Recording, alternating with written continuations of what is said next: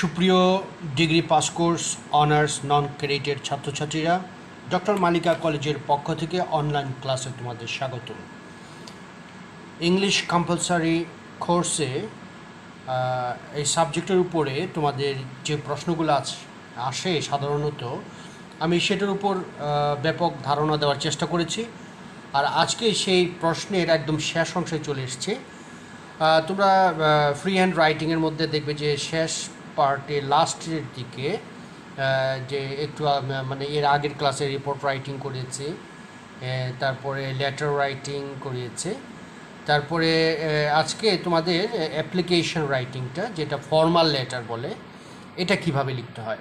তো formal letter হিসেবে আজকে যেটা বেছে নিয়েছে সেটা হচ্ছে জব অ্যাপ্লিকেশন।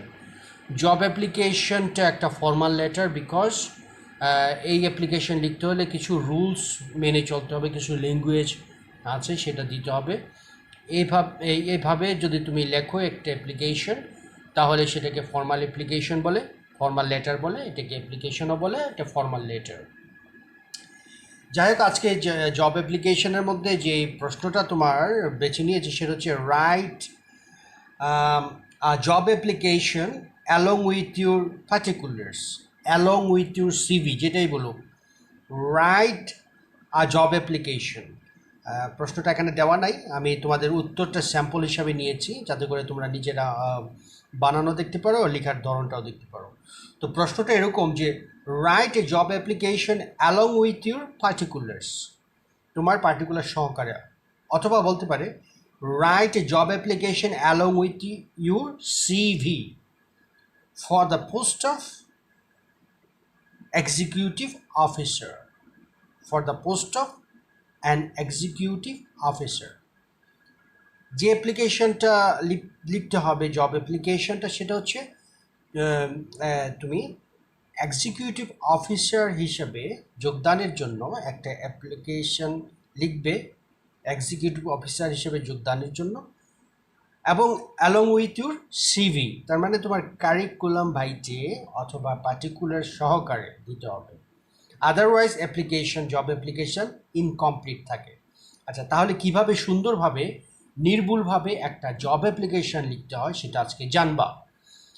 এই জব অ্যাপ্লিকেশনটা শুধুমাত্র পরীক্ষাতে অ্যাটেম্প করার জন্যই নয়, আমার উদ্দেশ্য হচ্ছে যে যাতে তোমরা সহজেই একটা জব অ্যাপ্লিকেশন নিজেরা লিখতে পারো। যে কোনো একটা কোম্পানিতে অথবা ব্যাংকে অথবা যে কোনো জায়গায় যদি কোনো চাকরির জন্য দরখাস্ত করো, তাহলে সেটা নিজের ভাষায় ইংলিশে কিভাবে তোমরা নির্ভুল নিখুঁতভাবে অ্যাট্রাকটিভ একটা অ্যাপ্লিকেশন লিখবা, সেটার উপরই আজকে ধারণা দেওয়ার জন্য তোমাদের এই ক্লাসটি নিচ্ছি। আচ্ছা, প্রথমত প্রশ্ন থাকবে যে right job application along with particulars along with your CV for the post of থাকবে, এটা ইম্পর্টেন্ট, একটা পোস্টের উল্লেখ থাকবে। আচ্ছা, সেই পোস্টের যে পোস্টের উল্লেখ থাকবে সেটা কিন্তু অবশ্যই তোমাকে সাবজেক্ট হিসেবে লিখতে হবে। তাহলে প্রথম শুরু করবা কি দিয়ে? এখানে দেখো যেটা দিয়েছে দ্য ম্যানেজার। আচ্ছা, ম্যানেজার কেন? এখানে দেখবে কি আছে, এক্সিকিউটিভ অফিসার আছে, তাহলে এটা একটা অফিস, অফিসের একজন কর্মকর্তা হিসাবে যেহেতু তুমি যোগদান করার জন্যে তুমি অ্যাপ্লিকেশন লিখছো, তাহলে এখানে ম্যানেজার হচ্ছে অথবা এক্সিকিউটিভ ডিরেক্টর হয়। কোনো কোনো কোম্পানিতে ম্যানেজারও এগুলো ডিল করে, অথবা কখনো এক্সিকিউটিভ ডিরেক্টর, হ্যাঁ, সেও ডিল করে, অথবা managing director, MD, managing director লিখতে পারো, এক্সিকিউটিভ ডিরেক্টর লিখতে পারো, অথবা দ্য ম্যানেজার লিখতে পারো। The executive director, the managing director, অথবা দ্য জেনারেল ম্যানেজার, অথবা দ্য ম্যানেজার, যেটাই লেখো। যদি কোনো অফিসে লেখো, যদি ব্যাংকে লিখো তাহলে তুমি চেয়ারম্যান লিখবা, ব্যাংকের চেয়ারম্যান প্রধান থাকেন। তুমি যদি কোনো স্কুলে লিখো তাহলে টু দ্য হেডমাস্টার, যদি কোনো কলেজে লিখো টু দ্য প্রিন্সিপাল, এভাবে লিখতে হবে। খেয়াল করেছ? তাহলে প্রত্যেকটা প্রতিষ্ঠানের প্রধান কে, এই জিনিসটা ধারণা থাকতে হবে। তুমি যদি কোনো সিটি কর্পোরেশনের চাকরির জন্য লিখো তাহলে মেয়রকে লিখতে হবে টু দ্য মেয়র। আচ্ছা, তাহলে প্রত্যেকটা প্রতিষ্ঠানের একজন প্রধান থাকে, তাকে উদ্দেশ্য করে লিখতে হয়। কখনো জেনারেল ম্যানেজার, জিএম, সেটাও হতে পারে। যাই হোক, তাহলে দ্য ম্যানেজার লিখলাম, যেহেতু আমি এক্সিকিউটিভ অফিসার হিসেবে একটা দরখাস্ত তোমাদের জন্য হাজির করেছি। তো এক্সিকিউটিভ অফিসার একটা কোম্পানিতে হয়, সেটা হচ্ছে প্রাইভেট কোম্পানি সাধারণত। তাহলে প্রাইভেট কোম্পানিতে সে হেড অফ দ্য অফিস হচ্ছেন দ্য ম্যানেজার অথবা the general manager, the executive manager. যাই হোক, তারপরে যমুনা গ্রুপকে নিয়েছে। ওকে, যমুনা গ্রুপটা কেন? এটা একটা প্রাইভেট কোম্পানি। তুমি স্কোয়ার গ্রুপ দিলে সমস্যা নাই, তুমি অন্য যে কোনো গ্রুপ দিলে সমস্যা নাই, বা যে কোনো কোম্পানির নাম দিলেও কোনো সমস্যা নেই। এটা কোম্পানির নাম দিবে। এখানে যমুনা গ্রুপ দিয়েছি, তুমি যে কোনো একটা কোম্পানির নাম দিয়ে দিবে। সেই কোম্পানির একটা অ্যাড্রেস দিয়ে দিবে, সেই অ্যাড্রেসটা যে অ্যাকুরেট হতে হবে, 75ই তার হাউস নাম্বার, এটা না হলেও চলবে, জাস্ট একটা ইমাজিনেটিভ কিছু একটা দিয়ে দিলা। ওকে, তাহলে একটা অফিসের নাম, প্রথম দ্য ম্যানেজার, তারপরে এই অফিসের নাম, মানে যে কোম্পানির নাম, এভিসি কোম্পানি, যে কোনো একটা কোম্পানির নাম দিবে, ম্যানেজার, দ্য ম্যানেজার, যে কোনো কোম্পানির নাম। আচ্ছা, এর আগে একটা কাজ করে নিতে হবে, এখানে অবশ্য দেয় নাই। ম্যানেজের আগে একটা ডেট দিতে হবে, যেমন আজকের ডেট হচ্ছে 16 সেপ্টেম্বর, 16 সেপ্টেম্বর 2020। এটা লেখার পরে কিন্তু দ্য ম্যানেজার আসবে। ওকে, এখানে অ্যাপ্লিকেশনটার মধ্যে আমি কোনো জায়গায় ডেট দেখছি না, কিন্তু without date an application is incomplete, that's why you must write your present date, তোমার প্রেজেন্ট ডেটটা লিখবে, যেমন 16 সেপ্টেম্বর 2020, তারপরে দ্য ম্যানেজার, তারপরে যমুনা গ্রুপ, সব বাম দিকে কিন্তু চলে আসছে। ওকে, তারপরে খেয়াল করো যে এখানে ঠিকানা দিবে সেই কোম্পানিটা। ঠিকানা দেওয়ার পরে একটা স্পেস দিবে, এখানে স্পেসটা দেয় নাই, এটা প্রিন্টিংয়ের সাশ্রয়ের জন্য।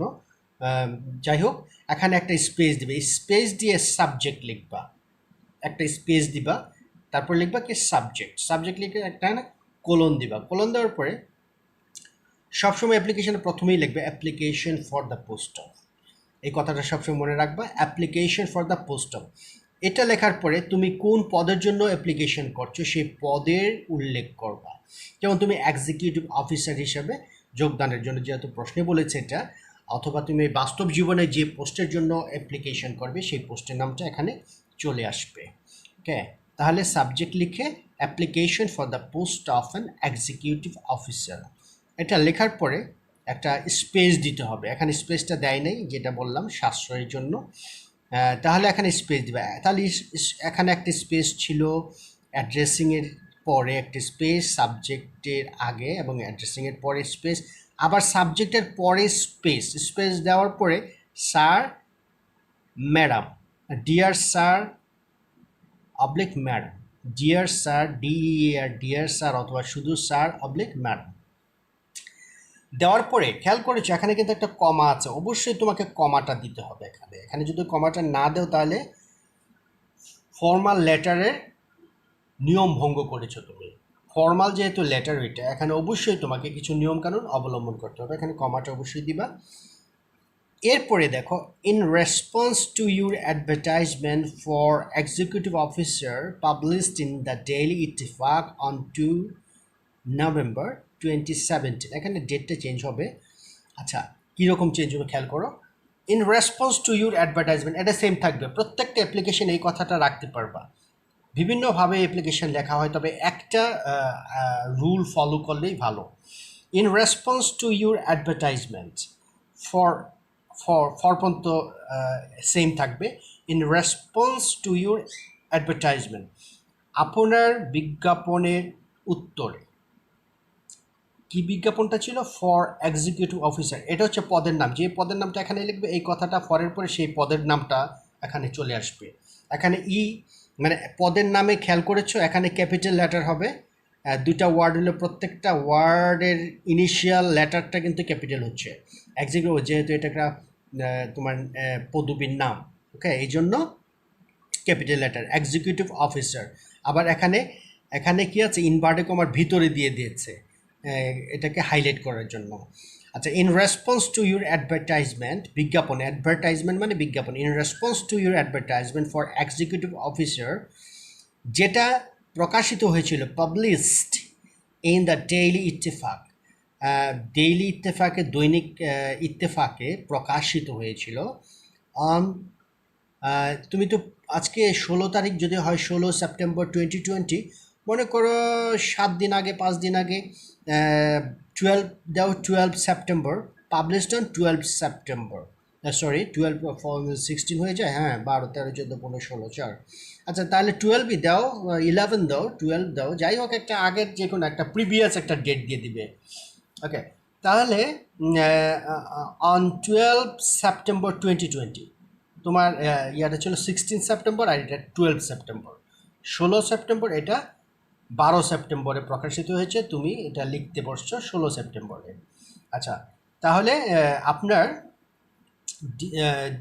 যে প্রকাশিত বিজ্ঞাপনটি, যেটা ইত্তেফাকে প্রকাশিত হয়েছিল 12 সেপ্টেম্বরে 2020-তে, হ্যাঁ, এটার উত্তরে, ইন রেসপন্স টু ইউ, এই বিজ্ঞাপনের উত্তরে আমি লিখছি, সেটাই বলছো, কমা দিয়ে দিবা এখানে, যেটা দেওয়ার পরে, I would like to offer myself, এভাবে সুন্দর করে লিখবা, I would like to offer myself, মানে আমি নিজেকে আপনার কাছে হাজির করলাম অ্যাজ এ ক্যান্ডিডেট, একজন প্রার্থী হিসাবে। তাহলে I would like to offer myself, আমি ইচ্ছুক, আমি চাই আমাকে হাজির করতে, আমাকে আপনার সামনে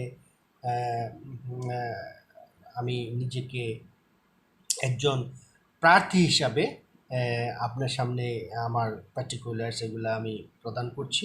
এটাই বলছে যে I would like to offer myself as a candidate for the same, মানে কি, এই যে এক্সিকিউটিভ অফিসের জন্য, এই জন্যই, তাহলে for the same, I would like to offer myself as a candidate for the same. এরপরে যেটা বলবা, ফুল স্টপ দিয়ে দিয়েছে, my CV along with other requisite papers is presented herewith। তাহলে মাই সিভি, আমার সিভিটা দিয়েছি, অ্যালং উইথ, সাথে কি আছে, along with other requisite papers, other necessary papers, নেসেসারিও দিতে পারো, রিকুইজাইট পেপার্সও দিতে পারো। রিকুইজাইট মানে যেগুলো চাইছে, যে পেপারসগুলো চেয়েছে, সেই পেপারসগুলোকে রিকুইজাইট পেপার্স বলছে।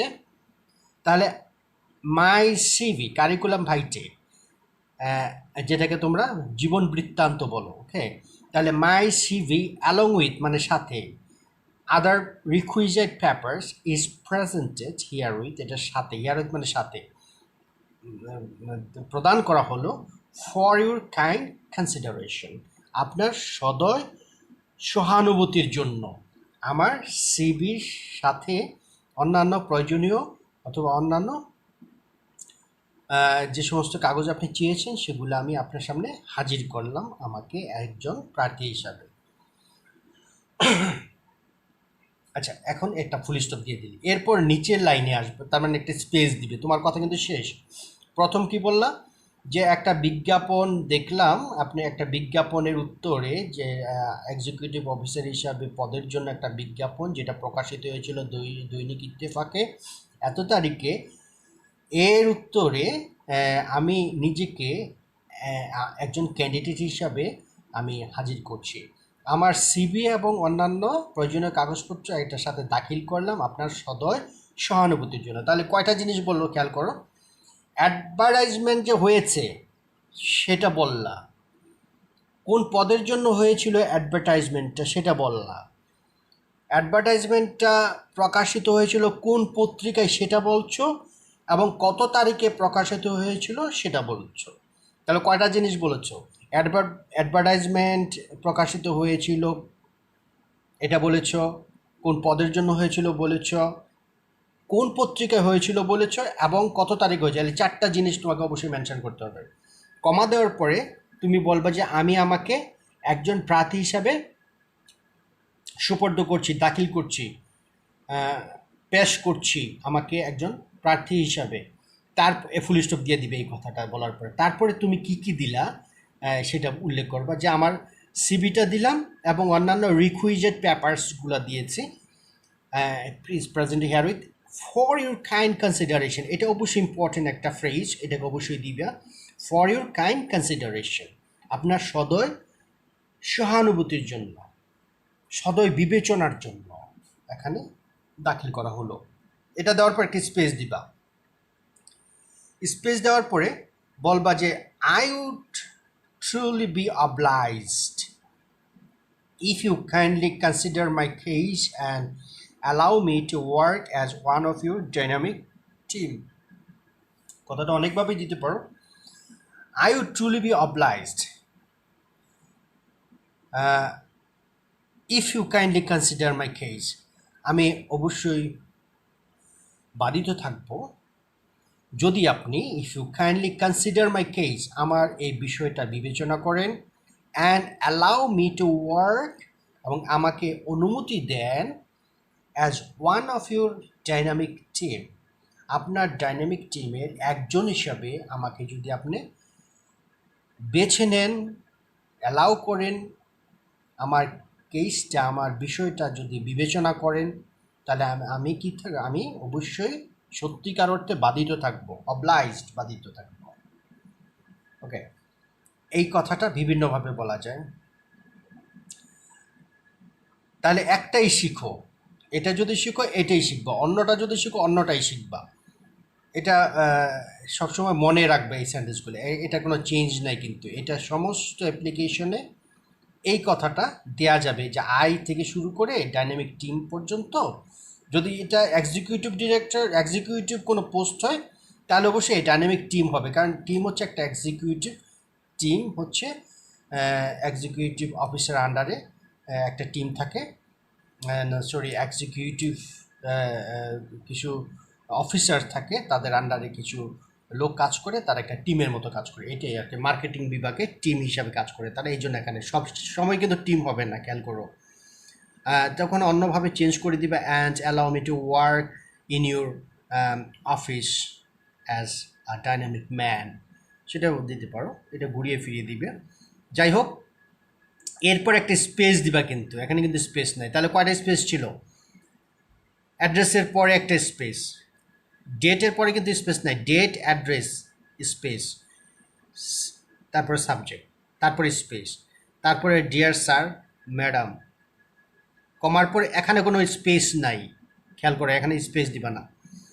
পুরা প্যাসেজটা একটা প্যাসেজ, ফার্স্ট প্যারা দেওয়ার পরে তারপর একটা স্পেস হবে, I would truly be obliged, I would like to I would like to inform you that, যাই হোক, I would be grateful enough, I would be grateful enough, এটাও দিতে পারো। যাই হোক, এটা কিন্তু একটা স্পেসের পরে এইটা দেখবে, দেওয়ার পরে এখানে ফুল স্টপ দেওয়ার পরে একটা স্পেস দিয়ে ইউর্স অবিডিয়েন্টলি বলতে পারো, ইউর্স ফেথফুলি, সিনসিয়ারলি ইউর্স দেওয়া যায়, সিনসিয়ারলি ইউর্স, ফেথফুলি ইউর্স, বা ইউর্স ফেথফুলি, যেভাবেই দাও। তাহলে সিনসিয়ারলি ইউর্স, সাধারণত সিনসিয়ারলি ইউর্স দিলেও সুন্দর হয়, ইউর্স অবিডিয়েন্টলির চেয়ে sincerely yours, SINCERE, sincere, CERELY, SINCERELY, sincerely yours. এটা দেওয়ার পরে কমা দেওয়ার পরে একটা কমা দিবে, তারপর তোমার নামটা দিবা, কোনো স্পেস হবে না, যে সিনসিয়ারলি ইউজের পরে অজয় ডিকোস্টা, তোমার নামটা দিবে, এখানে তাদের নাম দিয়েছে। আচ্ছা, এটা গেল, এটা কিন্তু কভার লেটার বলে, এটাকে এতটুকু কী বলে, কভার লেটার, এটাকে কভার লেটার বলে, COVR, cover, LETTR, cover letter, মনে রাখবা, কভার লেটার। যদি বলে write an application with an cover letter to the manager of a company, তাহলে কনফিউজড হবে না, এটাকেই কভার লেটার বলে। এখান থেকে শুরু করে এই পর্যন্ত কভার লেটার, তোমার নাম পর্যন্ত। তারপরে কারিকুলাম ভাইটে, মানে সিভি, এটা কারিকুলাম ভাইটে দেওয়ার পরে আন্ডারলাইন দিবা, অথবা সিভি লিখে সিভি লেখার হচ্ছে কারিকুলাম ভাইটে, এটা লিখবা। লেখার পরে দেখো, যেখানে কারিকুলাম ভাইটে দেওয়ার পরে আন্ডারলাইন করার পরে 1 2 3 4 দিতেও পারো, আবার নাম্বারিং ছাড়াও দিতে পারো। কি লিখবা? নেম লেখার পরে তোমার নাম অজয় ডিকোস্টা এখানে দেওয়া আছে, তোমার নাম আব্দুল রহিম, আব্দুল করিম, যাই হোক। নেম দেওয়ার পরে এখানে দেখো কোলনটা দিয়েছে, একদম সমান করে সবগুলো কোলন সেম জায়গায় দিবা, একটু স্পেস দেওয়ার পরে name colon Ajay D কস্টা, father's name তারপর লিখবে তোমার নাম তোমার বাবার নাম, ফাদার্স অ্যাপোস্ট্রফি এস আছে, ফাদার্স নেম অনন্ত ডি কোস্টা, যাই হোক এটা কঠিন নাম দিয়েছে তারা, আব্দুর রহিম আব্দুল করিম, যাই হোক দিবা। মাদার্স নেম আমেনা খাতুন মোর্শেদা খাতুন, যাই হোক মাদার্স নেম এটা দিয়ে দিবা। তাহলে name father's name mother's name এটা অবশ্যই দিতে হবে। তারপরে পার্মানেন্ট অ্যাড্রেস এটা অবশ্যই দিতে হবে, স্থায়ী ঠিকানা তোমার জানার দরকার কোম্পানির জন্য, এই জন্য পার্মানেন্ট অ্যাড্রেস স্থায়ী ঠিকানা দেওয়ার পরে এখানে ভিলেজ পোস্ট অফিস এটা কাঞ্চনাপুর দিয়েছে, তোমার যেই ভিলেজ পোস্ট সেটা দিবা। আর যদি তুমি সিটিতে বাস করো তাহলে হাউস নাম্বার রোড নাম্বার দিবা, ওকে রোড নাম্বার দিবা, প্রথম হাউস নাম্বার যেমন 32 ধানমন্ডি, সরি অন্য কোনো জায়গা দাও 32 বাসাবো, তারপরে তোমার পোস্ট অফিস যেটা সেটা, তারপর ডিস্ট্রিক্ট ঢাকা। যাই হোক এখন আমার প্রায় ধানমন্ডি কথাটাই চলে আসে মুখে, বিকজ কলেজটা তো ধানমন্ডিতে। যাই হোক তাহলে পার্মানেন্ট অ্যাড্রেস দেওয়ার পরে তোমার পার্মানেন্ট অ্যাড্রেসটা দিবা। আর যদি তুমি গ্রামে বাস করো, যদি সিটির বাইরে থাকো তাহলে ভিলেজ দিবা, তারপর পোস্ট এখানে ভিলেজ প্লাস পোস্ট দিছে, তাহলে একই রকম যেহেতু প্লাস দিয়েছে। যদি তোমার আলাদা থাকে তাহলে ভিলেজ দেওয়ার পরে ভিলেজের নাম, তারপরে পোস্ট অফিস পিও পোস্ট অফিসের নাম, পিএস পুলিশ স্টেশন, পিও পোস্ট অফিস আর পিএস মানে পুলিশ স্টেশন মানে যেটাকে থানা বলে, তাই সে থানার নাম দিবা।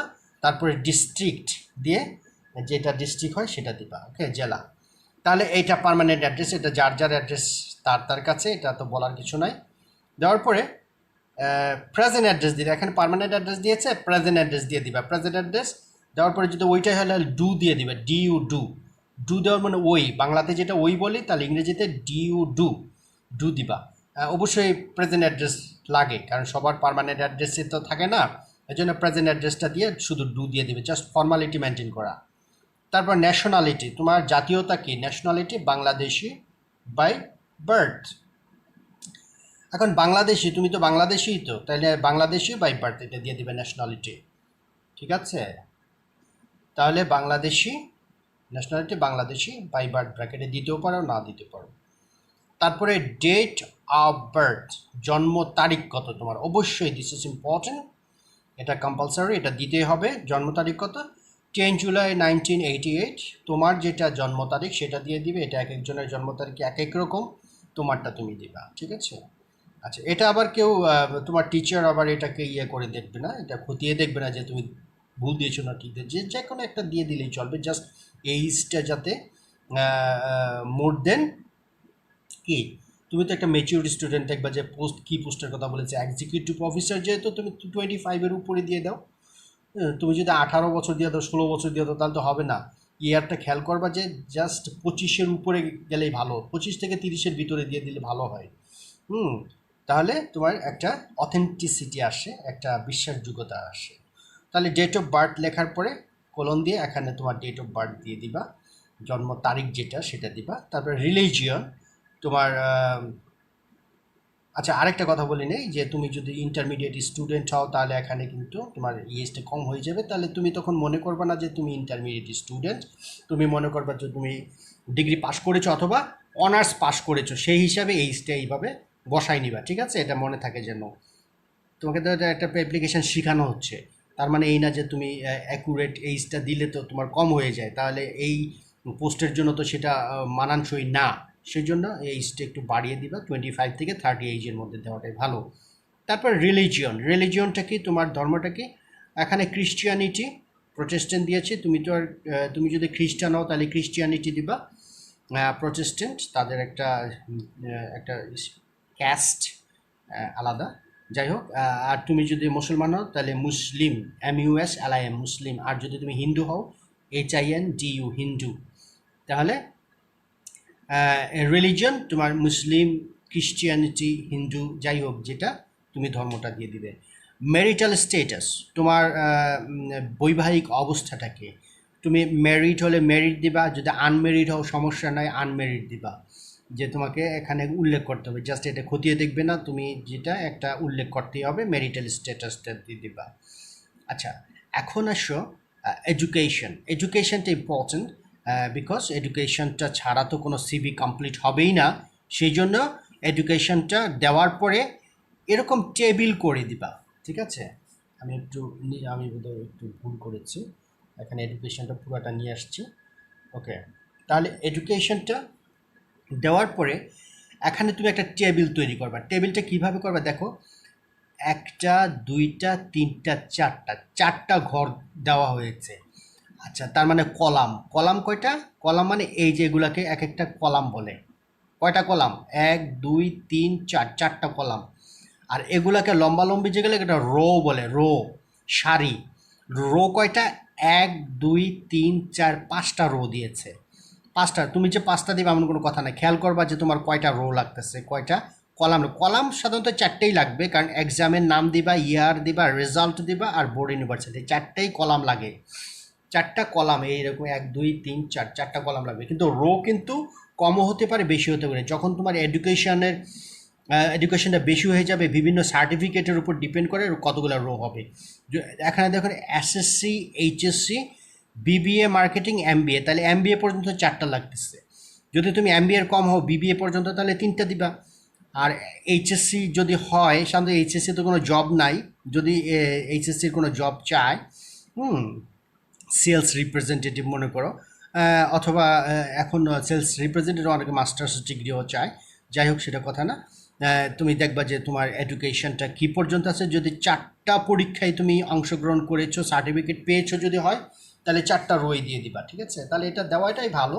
তুমি যেই স্টুডেন্ট হও না কেন, তুমি তো অনার্স পড়তেছো, তাই না? কিন্তু তুমি মাস্টার্স দিতে পারবা, কিন্তু এটা কিন্তু একটা স্যাম্পল যে তুমি অ্যাপ্লিকেশনটা লিখতে পারো কিনা। এমন কোনো কথা নাই যে আমি তো স্যার মাস্টার্স এখনও কমপ্লিট করি নাই, আমি এমবিএ তো পড়ি নাই, বা আমি মাস্টার্স কমপ্লিট করি নাই, তাহলে আমি কিভাবে দিব না।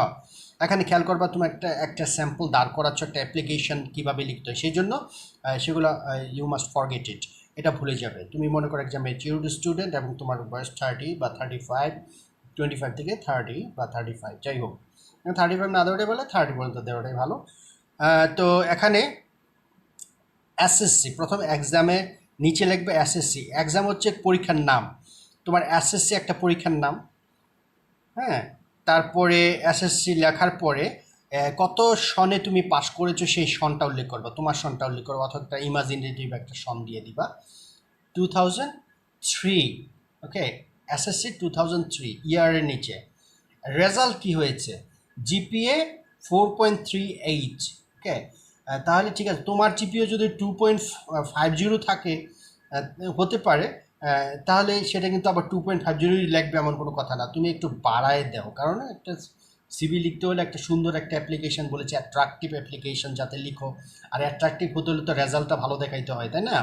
তাহলে 4.38, 4.50 অথবা 4.85 যাই লেখো, সমস্যা নেই। তাহলে ইয়ার লিখলে ইয়ারের নিচে সালটা লিখবা, তারপর রেজাল্টের নিচে জিপিএ লিখে এরকম একটা পয়েন্ট দিয়ে দিবে। তারপরে পরের কলামে তুমি বোর্ড বা ইউনিভার্সিটি, তোমরা এসএসসি, এইচএসসি বোর্ডের আন্ডারে থাকো, আর ডিগ্রি বা অনার্স বা মাস্টার্স ইউনিভার্সিটির আন্ডারে থাকো, তাই না? ন্যাশনাল ইউনিভার্সিটি হোক বা পাবলিক ইউনিভার্সিটি, যেমন Dhaka university, Rajshahi university, Chittagong university, যাই হোক যে ইউনিভার্সিটিগুলো আছে, সিলেট ইউনিভার্সিটি, এই ইউনিভার্সিটির আন্ডারে ইউনিভার্সিটির নামটা দিয়ে দিবে। তাহলে ঢাকা অবলিক ইউনিভার্সিটির নিচে তুমি ঢাকা বোর্ড দিবা, কিন্তু কারণ এসএসসি কিন্তু বোর্ডের আন্ডারে। অথবা ঢাকা বোর্ড ছাড়া তুমি যে অন্য করে কুমিল্লা বোর্ড হতে পারে, সিলেট বোর্ড হতে পারে, বরিশাল বোর্ড হতে পারে, সেটা উল্লেখ করবা যে বোর্ডের তুমি আন্ডারে। এইচএসসি এক্সামের নিচে এইচএসসি ক্যাপিটাল লেটার, এটাও ক্যাপিটাল লেটার দেবে, কারণ এটার নাম, প্রপার নেম। ইনিশিয়াল লেটার দিবা, যেহেতু সংক্ষিপ্ত রূপ, ক্যাপিটাল লেটার দিয়ে দিবা। এরপরে কত সালে, এখানে দেখো 2003, এখানে কিন্তু 2005 দিতে হবে, 2004 দিলে কিন্তু হবে না, খেয়াল করে এটা মাথায় রাখবা। তুমি 2003 সালে যদি এসএসসি পাস করো, তাহলে 2005-এর আগে কিন্তু এইচএসসি পাস করবা না কোনোভাবেই, সেই জন্য 2005 দিতে পারো, 2006 দিতে পারো, ব্রেক অফ স্টাডি থাকতে পারে। যাই হোক, যে সেটাকে ব্রেক অফ স্টাডি দিবা না, তাহলে অ্যাট্রাকটিভ একটা অ্যাপ্লিকেশন হবে না। 3-এর পরে 5, 2 বছর, তাই না? তাহলে 2003 লিখলে 2005, 2005 লিখলে 2007, 2007 লিখলে 2009 ইয়ারটা দিলা। তারপরে এখানে জিপি একটা উল্লেখ করে দাও 4.80। এখন 4.38 ছিল এসএসসিতে, 4.80 একটু ভালো করেছে, রেজাল্ট করতেই পারে বা খারাপও করতে পারে। ভালোটা করা ভালো, ভালোটা দেওয়াই বেশি, রেজাল্ট দেওয়াটাই ভালো। যাই হোক, এখন এটাও কিন্তু ঢাকা বোর্ড হবে। এটা যদি বরিশাল বোর্ড হয়, এটাও বরিশাল বোর্ড, অন্য বোর্ড দিতে পারো, কিন্তু বোর্ডটা না চেঞ্জ করাটাই ভালো। এখানে ঢাকা বোর্ড দিলে এটা ঢাকা বোর্ড, এটা বরিশাল বোর্ড দিলে এটা বরিশাল বোর্ড, সিলেট বোর্ড দিলে এখানে সিলেট বোর্ড দিলা। যাই হোক, কুমিল্লা বোর্ড দিলে কুমিল্লা বোর্ড দিলা, গেল এইচএসসি। এখন বিবিএ মার্কেটিং, যেহেতু এটা একটা এক্সিকিউটিভ অফিসারের পোস্ট, হ্যাঁ, এক্সিকিউটিভ অফিসার, তাহলে মার্কেটিংয়ের ব্যাপারটা উল্লেখযোগ্য। এই জন্য এখানে বিবিএ মার্কেটিং দিয়ে দিয়েছে। বিবিএ মার্কেটিং কত সালে? 2010। এইচএসসির পরে দেখো 5 আর কত যোগ করেছে 4, 5 আর 4 কত 9, পাস করেছে 2010 সালে। এখানে খেয়াল করবা 4 বছর কিন্তু লাগবে। 4 বছর পরের ইয়ারটা দিবা। বিবিএ দাও বা অনার্স দাও, যে কোনো একটা অনার্স যদি দাও, অনার্স ইংলিশ, অনার্স বাংলা, হ্যাঁ, অনার্স ইন অন্য যে কোনো সাবজেক্ট যদি দাও, তাহলে কিন্তু অবশ্যই তোমাকে 4 বছর পরে দিতে হবে। 5-এর পরে 4 বছর পরের পরে পরের বছর 2010 দিয়ে দিবা, পাসিং ইয়ার। ওকে, গেল এটা। তারপরে তুমি জিপিএ 3.50। এখানে কিন্তু 4 আবার 3 ভুল লিখেছে, এই 4টা হবে না, 3.50, কারণ এটা ব্যান্ড হচ্ছে 4 পর্যন্ত, এখানে 5 নেই। তাহলে অনার্স বা বিবিএ এটা 4 পর্যন্ত, 3.50 খুব ভালো রেজাল্ট করেছে, তাহলে 3.50 এটা খুবই ভালো রেজাল্ট। এখানে কিন্তু 4 পর্যন্ত, 5 নাই, কিন্তু 5 হচ্ছে এসএসসি এইচএসসি, এরপর 4 ব্যান্ড। তাহলে 3.50 দেবে। এটা কিন্তু ঢাকা ইউনিভার্সিটি দিয়েছে, তুমি ন্যাশনাল ইউনিভার্সিটি দিতে পারো, জাহাঙ্গীরনগর ইউনিভার্সিটি দিতে পারো, জগন্নাথ ইউনিভার্সিটি দিতে পারো, বা ঢাকা ইউনিভার্সিটি দিতে পারো, বা ন্যাশনাল ইউনিভার্সিটি দিতে পারো, যে কোনো একটা ইউনিভার্সিটির নাম দিয়ে দিবা। ওকে, এরপরে এমবিএ করেছে লোকটি, তুমি মনে করে এমবিএ করেছো, তুমি দিয়ে দিবা, না করলেও দিয়ে দিবা। এমবিএ মার্কেটিংয়ের উপরে, এখানে যেই অনার্সের যে সাবজেক্টের উপর, অবশ্যই কিন্তু তোমাকে সেই সাবজেক্টের উপরে কিন্তু মাস্টার্স করতে হবে। খেয়াল করো এটা, এটা তুমি যে সাবজেক্টটা অনার্স ইন ইকোনমিক্স, এখানে মাস্টার্স ইন ইকোনমিক্স এটাও দিবা, ঠিক আছে? তাহলে সাবজেক্ট মিল রাখবা, অনার্স মাস্টার্স, এটা খেয়াল রাখো। এরপরে দেখো ইয়ারটা দেখো, 10-এর পরে কিন্তু 11, কারণ হচ্ছে কি অনার্স পাস করার পর মাস্টার্স কিন্তু 1 বছর লাগে, এই জন্য 10-এর পরে 11 দিয়েছে, 1 বছর, এটা ভুল করবা না। তাহলে এসএসসির পরে 2 বছর, 2 বছর পরে 4 বছর, 4 বছর পরে 1 বছর, এই জিনিসটা খেয়াল করবা, খুব ইম্পর্টেন্ট একটা বিষয়। এরপরে সিজিপিএ, সিজিপিএ এটা কত? 3.69, এখানেও 4 ব্যান্ড থেকে এসেছে, 5 না 4 থেকে মাস্টার্স বা অনার্স হয়, তাহলে 3.69 ভালো করেছে রেজাল্ট। এরপরে দেখো ঢাকা ইউনিভার্সিটি, এখানে যদি ঢাকা ইউনিভার্সিটি দেবো, এখানে ঢাকা ইউনিভার্সিটি, এখানে ন্যাশনাল ইউনিভার্সিটি দিলে এখানেও ন্যাশনাল ইউনিভার্সিটি দিবা, এখানে যে ইউনিভার্সিটি দেয় এখানে সেই একই ইউনিভার্সিটি দিবা। এরপরে আসো এক্সপেরিয়েন্স, এখানে তো এডুকেশন শেষ, এখানে জব এক্সপেরিয়েন্স, জব এক্সপেরিয়েন্স দিতে পারো, অথবা শুধু এক্সপেরিয়েন্স দেওয়ার পরে তুমি লিখবা এই পোস্টটা যে বিষয়ের উপরে তুমি অ্যাপ্লিকেশনটা লিখছো, তুমি ওয়ার্কিং এক্সপিরিয়েন্স বা জবে এক্সপিরিয়েন্সটা তার উপর ভিত্তি করে কিন্তু লিখলে অ্যাট্রাকটিভ অ্যাপ্লিকেশন হবে। তাহলে কী দিবা? ওয়ার্কিং দিয়ে শুরু করবে সেন্টেন্সটা। এক্সপিরিয়েন্সটা, অভিজ্ঞতাটা কি? Working as a marketing executive, তুমি মার্কেটিং এক্সিকিউটিভ হিসেবে তুমি অ্যাপ্লাই করতেছো, তাহলে বলবা যে আমি working as a marketing executive in idol home limited, একটা কোম্পানির নাম। এই কোম্পানিতে আমি মার্কেটিং এক্সিকিউটিভ হিসেবে কাজ করছি। কত তারিখ থেকে সেটা উল্লেখ করবো, কত সাল থেকে? ফ্রম 25 ডিসেম্বর, আমি 2020 করেছি, তো তুমি 2 বছর আগে দিয়ে দাও, ফ্রম 2018 সাল থেকে 25 ডিসেম্বর বা যে কোনো একটা তারিখ দিয়ে 2 বছর আগে দাও, 3 বছর আগে দাও, সমস্যা নেই। টিল নাও এই কথাটা দেবে, এখনও পর্যন্ত কাজ করতেছি। তুমি এক জায়গা থেকে আরেক জায়গায় জবে আসছো, সেম ডেজিগনেশন, সেম পদবিতে আসছো, সেই জন্য অ্যাট্রাকটিভ হবে অ্যাপ্লিকেশনটা। তাহলে ফ্রম 25 2018 টিল নাও, তাহলে আমি একজন মার্কেটিং এক্সিকিউটিভ হিসেবে কাজ করছি এই কোম্পানিতে এত তারিখ থেকে আজ অবধি। ওকে, এরপরে আসে স্কিলস। স্কিলসটা কি, তুমি কি কি পারো, হ্যাঁ তোমার স্কিলটা কি, তোমার দক্ষতা কি কি আছে। দক্ষতা ভিন্ন জিনিস, এটা হচ্ছে মানুষের আউট অফ একাডেমিক এক্সপিরিয়েন্স, যেটাকে বলে এক্সপিরিয়েন্স, একাডেমিক বিষয় না, এটা হচ্ছে তোমার দক্ষতা কী কী। Confidence of spoken and written English, confident না বলে তুমি কনভারসেন্ট বলতে পারো, অথবা very good in spoken and written English, very good in spoken and written English. এই ইংলিশের কথাটা কেন আসে, কারণ কোম্পানিতে চাকরি করতে হলে ইংরেজি ভালো জানতে হয়, এই কারণে এটা দেয় এবং এটা অ্যাট্রাকটিভ একটা জব অ্যাপ্লিকেশন হয় যদি তুমি ইংরেজি বলতে পারো এবং লিখতে পারো। তো এটার উপর গুরুত্ব দেওয়া হয়, এই জন্য এটা বলে দিলাম প্রথমে কনফিডেন্ট অথবা very good in spoken and written English. 2 নম্বর দিবা কম্পিউটারের কথাটা অবশ্যই বলবা, উইদাউট কম্পিউটার অফিসিয়াল ডিউটিগুলা আজকাল সাধারণত কল্পনাই করা যায় না, সেই জন্য বলবো computer application, MS office, internet browsing, email etcetera, এরকম কিছু দিয়ে দিবা তারপরে অফিস, এমএস অফিস যেটা বলেছে এটা তো বলেছেই। তারপর আরও যদি কিছু তুমি জেনে থাকো কম্পিউটারের উপরে, তাহলে সেটা অবশ্যই এখানে উল্লেখ করে দিবা, ঠিক আছে, কমা দিয়ে দিয়ে। আচ্ছা, এরপরে তোমার কী গেল, এক্সপিরিয়েন্স গেল, স্কিলস গেল, আর কি দরকার, আর হচ্ছে রেফারেন্স দিতে হয় একটা, যে তুমি কারো রেফারেন্স দিলা, কেউ তোমাকে চিনে এই ব্যক্তিগুলোকে উল্লেখ করে দিলা, যাতে কোনো প্রয়োজনে তোমাকে তাকে ফোন করতে পারে অ্যাবাউট ইউ, তোমার সম্পর্কে জানার জন্য। তাহলে রেফারেন্সেস দেওয়ার পরে এখানে 2 জনের নাম দিয়ে দিবা। 2 জন নাম বিখ্যাত লোক, বিখ্যাত বলতে কি খুব ভালো কোম্পানিতে বা ভালো জব করে, খুব রিনাউন্ড পারসন, এরকম কিছু অথেন্টিক পারসন, এরকম 2 জনের নাম দিয়ে দিবা। তাহলে এখানে কি দিয়েছে, প্রফেসর উম্মে হাবিবা, রাজশাহী ইউনিভার্সিটি। এই উম্মে হাবিবা তাকে চিনে, অ্যাপ্লিকেশনটা যে লিখছে তাকে সে চিনে।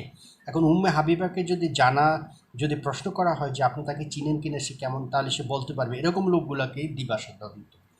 তাহলে প্রফেসর উম্মে হাবিবা, রাজশাহী ইউনিভার্সিটি। 2 নম্বরে মিসেস রেবেকা রান্তিসু, deputy secretary, Eden building, Dhaka. এটা একটা ইমাজিনেটিভ কিছু দিয়ে দিয়েছে দুইটাই, তুমি এরকম ইমাজিনেটিভ কিছু দিয়ে দেবে, একদম অথেন্টিক একদম লোকটা থাকতে হবে এমন কোনো কথা নেই। কিন্তু তুমি যদি রিয়েল লাইফ অ্যাপ্লিকেশন লেখো, বাস্তব জীবনে যদি অ্যাপ্লিকেশন লেখো, তাহলে অবশ্যই এই লোকগুলো কিন্তু অথেন্টিক হতে হবে, বাস্তব লোকগুলা থাকতে হবে, বাস্তবে তোমাকে জানতে হবে। আর যদি তুমি পরীক্ষায় খাতায় লিখো, এগুলো একটা বানিয়ে দিলে হবে, সমস্যা নেই, জাস্ট একটা স্যাম্পল দাঁড় করালে, ঠিক আছে। তাহলে এটা রেফারেন্স দেওয়ার পরে কিন্তু শেষ হয়ে গেল। আর তোমার এখানে ফোন নাম্বারটা কিন্তু দেওয়া নেই। কন্ট্যাক্ট মানে তোমাকে যদি কন্ট্যাক্ট করতে হয়, তাহলে কন্ট্যাক্ট দেওয়ার পরে তোমার প্রথম দিবা সেলফোন দিয়ে তোমার ফোন নাম্বার দিবা, ইমেল অ্যাড্রেসটা দিয়ে দিবা। আজকাল এটা দরকার লাগে, এটা দিয়েছে, বাট এটা একটা মানে আপ টু ডেট না, মডার্ন যেটা আজকাল। অবশ্যই তুমি কন্ট্যাক্ট ইনফরমেশন, তথ্য, যোগাযোগের তথ্য প্রথম দিবা, ফোন নাম্বারটা দিবা নিচে, তারপরে ইমেল অ্যাড্রেস, তোমার ইমেল অ্যাড্রেসটা দিবা, বাস, দ্যাটস এনাফ, আর কিছু দেওয়ার দরকার নেই। তাহলে বিষয়টা তোমাদের ক্লিয়ার হয়েছে আশা করি। তাহলে যে বিষয়গুলো আমি আরেকবার একটু বলে নেই, যে প্রথমে যে জিনিসটা করবা, প্রথমে একটা ডেট দিবা, প্রথম ডেট দেওয়ার পরে তারপরে অ্যাড্রেসটা দেবা অফিসিয়াল। প্রথম যে ব্যক্তিকে উদ্দেশ্য করে চিঠি তুমি দরখাস্ত লিখছো, সে ম্যানেজার হতে পারে, এক্সিকিউটিভ ডিরেক্টর হতে পারে, জেনারেল ম্যানেজার হতে পারে। তাকে দেওয়ার পরে অফিসের নামটা দিবা প্রথম, তারপর অফিসের ঠিকানা দিবা, তারপর একটি স্পেস দিবা, তারপর সাবজেক্ট দিবা। সাবজেক্ট দেওয়ার পরে যে পোস্টের জন্য অ্যাপ্লিকেশন করছো সেটাই লিখবে, application for the post of N executive officer. তারপর একটি স্পেস দিবা, তারপরে ডিয়ার স্যার অবলিক ম্যাডাম, হ্যাঁ, দেওয়ার পরে কমা দিবা। এই সাবজেক্টের পরে কিন্তু একটি স্পেস আছে, তারপরে ডিয়ার স্যার ম্যাডাম, তারপরে কমার পরে এখানে আর কোনো স্পেস নেই। In response to your advertisement, এটা তো বলেছি। এটা দেওয়ার পরে এই ফার্স্ট যে প্যারাটা শেষ হওয়ার পরে তুমি আরেকটা স্পেস দিবা, দেওয়ার পরে যে দ্বিতীয় যে প্যারাটা আছে সেটা লিখবা, লেখার পরে তুমি আরেকটা স্পেস দিবা, দেওয়ার পরে সিনসিয়ারলি ইয়োর্স, ফেথফুলি ইয়োর্স, হ্যাঁ, ইয়োর্স অবিডিয়েন্টলি দেওয়ার পরে কমা দিবা, কমা দেওয়ার পরে আর কোনো স্পেস হবে না, তোমার নামটা দিয়ে দিবা। ওকে, এরপরে তুমি স্পেস দিবা কারিকুলাম বাইটি লেখার জন্য, যদি এক পৃষ্ঠা, এটাকে কভার লেটার বলে, এই পর্যন্ত দিলা। তারপর অন্য পৃষ্ঠা যেতে পারবা, কারিকুলাম বাইটি এক পৃষ্ঠার মধ্যে কিন্তু লেখা সম্ভব হয় না। অনেকে প্রশ্ন করে, স্যার আমি এক পৃষ্ঠা যদি লেখা শুরু করি আমি পরের পৃষ্ঠায় যেতে পারবো কিনা অ্যাপ্লিকেশন লিখতে? অবশ্যই তুমি যেতে পারবা, কারণ হচ্ছে কি এক পৃষ্ঠায় কখনো একটা সিবি সহকারে অ্যাপ্লিকেশন লেখা সম্ভব না। কভার লেটারটা এক পৃষ্ঠায় দিবে, এটা কভার লেটার বলে, এখান থেকে শুরু করে এই পর্যন্ত কভার লেটার, এটা এক পৃষ্ঠায় দিলা। বাট কারিকুলাম ভাইটে পিটিও দিয়া, পিটিও দেওয়ার পরে কারিকুলাম ভাইটে দিলা অপর পৃষ্ঠায়। কারিকুলাম ভাইটে দেওয়ার পরে name, father's name, mother's name, permanent address, present address, nationality, date of birth, religion, marital status, education, একটা টেবিল দাঁড় করাবা, 4টা কলাম থাকবে, তারপরে রো থাকবে 1 2 3 4 5টা রো থাকবে, অথবা 4টা রো থাকবে, সেটা ডিপেন্ড করবে তোমার এডুকেশনাল কোয়ালিফিকেশনের উপরে। এরপরে জব অ্যাপ্লিকেশন, জব এক্সপিরিয়েন্সটা দিবা, তোমার অভিজ্ঞতাটা দিবা, কাজের অভিজ্ঞতা। তুমি বলবে as a working as a marketing হিসেবে যে পোস্টের উল্লেখ করবে সেই পোস্টের কথাটা বলে, এখানে যে পোস্ট থাকবে সেই পোস্টে হবে এখানে। ওকে, এখানে সরি, যে পোস্টের কথা বলেছে সেই পোস্টের কথাটা এখন উল্লেখ থাকবে। যেমন মনে করো যে এখানে